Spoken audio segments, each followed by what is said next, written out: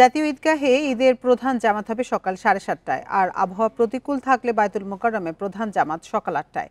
সকালে জাতীয় ঈদগাহে সংবাদ সম্মেলনে এসব কথা বলেন ঢাকা দক্ষিণ সিটির প্রশাসক শাহজাহান মিয়া। বলেন 12 ঘন্টার মধ্যে অপসারণ হবে কোরবানির পশুর বর্জ্য। কাজ করবে 10,000-এর বেশি কর্মী। বান্ডেল থাকলে প্রতি সেনমানিতে টাকা বাঁচবে। বিকাশ সেনমানি বান্ডেল কিনে জিতুন প্রতি লেনদেনে। ঈদের বাকি আর একদিন। ঈদের জামাতের জন্য প্রস্তুত জাতীয় ঈদগাহ ময়দান। মুসল্লি সহ রাষ্ট্রের গুরুত্বপূর্ণ ব্যক্তিদের সর্বোচ্চ নিরাপত্তা দিতে চলছে প্রস্তুতি। বৃহস্পতিবার সকালে ঈদগাহ ময়দানে ব্রিফিং করেন ঢাকা দক্ষিণ সিটির প্রশাসক। জানান, জাতীয় ঈদগাহে ঈদের জামাত সকাল 7:30টায়। একসাথে নামাজ পড়তে পারবেন 35,000 মুসল্লি। আবহাওয়া অনুকূলে না থাকলে 8টায় বাইতুল মোকাররমে হবে প্রধান জামাত। ঈদের জামাত আমাদের সকাল 7:30টায় শুরু হবে এখানে।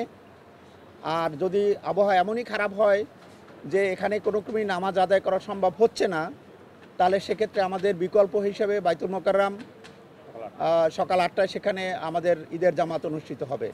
শাহজাহান মিয়া জানান, 12 ঘন্টার মধ্যে দক্ষিণ সিটির কোরবানির বর্জ্য অপসারণ হবে। কোরবানির দিন বিকাল থেকেই আমাদের বর্জ্য ব্যবস্থাপনা কার্যক্রম শুরু হবে। আমাদের কমিটমেন্ট যে 12 ঘন্টার ভিতরে আমরা এই ময়লা পরিষ্কার করব। আমাদের প্রস্তুতির কোনো রকম কোনো ঘাটতি নেই। আমরা জনগণ যাতে নির্বিঘ্নে কোরবানি দিতে পারে এবং এই উৎসব তারা যাতে নির্বিঘ্নে পালন করতে পারে এবং কোথাও কোনো ময়লা জমে না থাকে সে বিষয়ে জনগণ তাদের অভিযোগ দেওয়ার জন্য আমাদের সবসময় হটলাইন খোলা থাকবে। 18 দিন বন্ধ থাকলেও ভোগান্তির কথা বিবেচনায় রেখে বর্জ্য অপসারণে সর্বোচ্চ চেষ্টা করবে দক্ষিণ সিটি কর্পোরেশন। জাহিদুল ইসলাম, ইন্ডিপেন্ডেন্ট নিউজ, ঢাকা।